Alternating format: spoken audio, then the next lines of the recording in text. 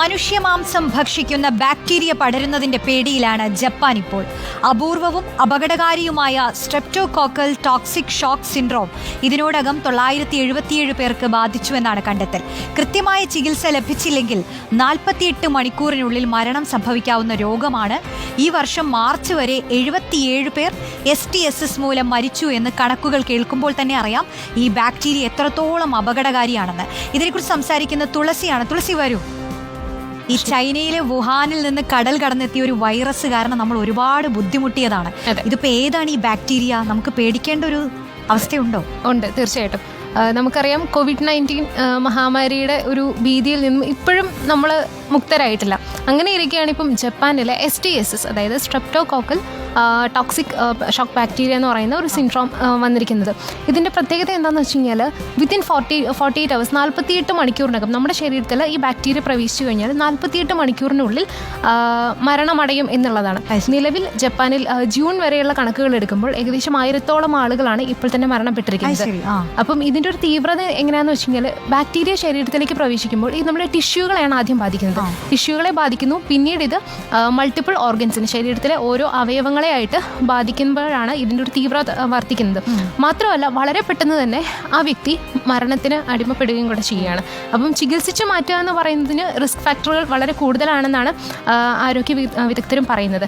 മാത്രമല്ല ഈ ബാക്ടീരിയയുടെ പ്രിവെൻഷൻ എന്ന് പറയുന്നത് നമുക്ക് സാധിക്കുന്നില്ല. കാരണം എന്താണെന്ന് വെച്ച് കഴിഞ്ഞാൽ COVID-19 മഹാമാരിക്ക് ശേഷം നമ്മളതിൻ്റെ നിയന്ത്രണങ്ങളെല്ലാം എടുത്തു മാറ്റിയപ്പോഴത്തേക്കും ആളുകൾ തമ്മിലുള്ള സമ്പർക്കം കൂടി. അങ്ങനെ വന്നപ്പോഴത്തേക്കും ഈ വൈറസ് ബാധ കൂടുതലായിട്ടും ഈ ജപ്പാൻ പോലുള്ള ഇത്രയധികം ആളുകൾ തിങ്ങി വസിക്കുന്ന നഗരങ്ങളിൽ, രാജ്യങ്ങളിൽ ഇത് വർദ്ധിക്കാനായിട്ട്, ഏറ്റവും വേഗത്തിൽ പടരാനായിട്ട് കാരണമായിട്ടുണ്ട്. അപ്പം നിലവിൽ ജപ്പാനിൽ മാത്രമാണ് ഈ STSS നമ്മൾ കണ്ടിരിക്കുന്നത്. അതിൻ്റെ മരണസംഖ്യ കൂടുന്നു എന്നുള്ളതാണ് നിലവിൽ ലോകത്തെ മുഴുവൻ ആശങ്കയിൽ ആഴ്ത്തിയിരിക്കുന്നത്. മാത്രമല്ല ജപ്പാനിലേക്ക് യാത്ര ചെയ്യുന്നവർക്കും ജപ്പാനിൽ നിന്നും യാത്ര ചെയ്യുന്നവർക്കൊക്കെ നിയന്ത്രണങ്ങളും ഏർപ്പെടുത്തിയിട്ടുണ്ട്. ഈ STSS വൈറസ് ബാക്ടീരിയ നേരത്തെ 2022-ലും 2023-ലും ലോകത്ത് റിപ്പോർട്ട് ചെയ്തിട്ടുണ്ട്.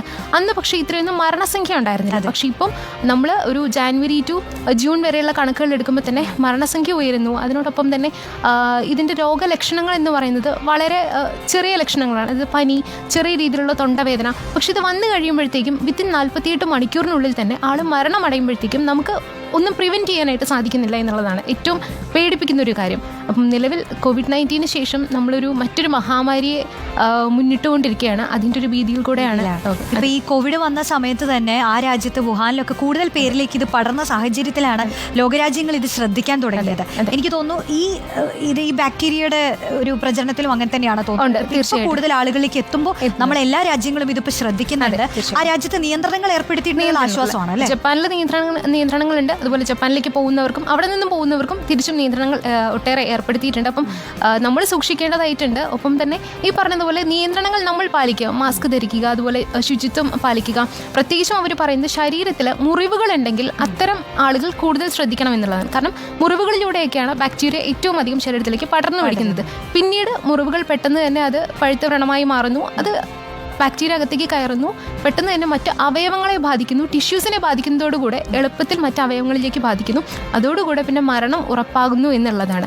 കഴിഞ്ഞ വർഷം നമുക്ക് വെറും 97ഓളം, 100ഓളം മരണങ്ങളാണ് റിപ്പോർട്ട് ചെയ്തിരിക്കുന്നത്. പക്ഷേ ഈ ഒരു വർഷം, ഈ ഒരു ചെറിയ ടൈം പീരീഡിനുള്ളിൽ തന്നെ ആയിരക്കണക്കിന് മരണങ്ങൾ റിപ്പോർട്ട് ചെയ്യുമ്പോഴാണ് അതിൻ്റെ ഒരു തീവ്രത ഏറ്റവും കൂടുതലായിട്ട് വരുന്നത്. Okay, thank you Thulasi.